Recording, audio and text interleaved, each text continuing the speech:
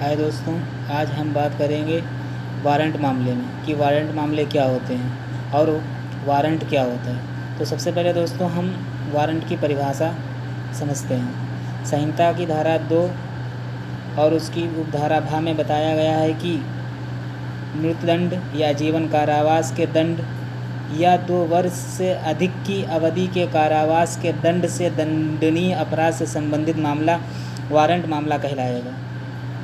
अब यहाँ पर एक चीज़ जानना बहुत ज़रूरी है कि क्या कभी वारंट मामला सम्मन मामला हो सकता है, यानी कभी कभी न्यायालय अपने विवेक के अनुसार वारंट मामले को सम्मन मामले में तब्दील कर देता है, यानी वारंट की जगह सम्मन जारी कर देता है। और कभी कभी इसके मुखालिफ भी हो जाता है, जैसे धारा 204 के अनुसार कि न्यायालय अपने स्वयं विवेक के अनुसार वारंट मामले में भी अभियुक्त के विरुद्ध सम्मन जारी कर सकता है। इसी तरीके से कभी कभी सम्मन मामले में न्यायालय वारंट जारी कर सकता है, जैसा कि धारा 259 के अंतर्गत मजिस्ट्रेट को सम्मन मामले को वारंट मामले में परिवर्तन करने की शक्ति प्रदान की गई है, यानी मजिस्ट्रेट सम्मन मामले को वारंट मामले में तब्दील कर सकता है।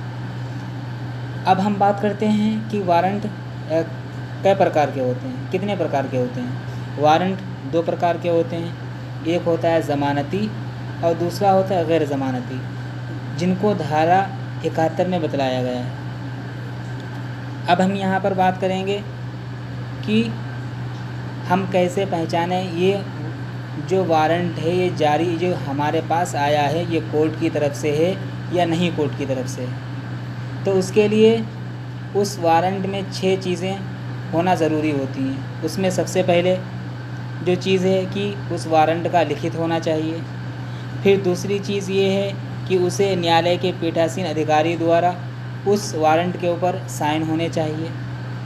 फिर नंबर 3 ये है, उसमें पुलिस अधिकारी का नाम और उसके पद का नाम और अन्य व्यक्ति का नाम और पदनाम उल्लिखित होना चाहिए जो कि उसका निष्पादन करता है।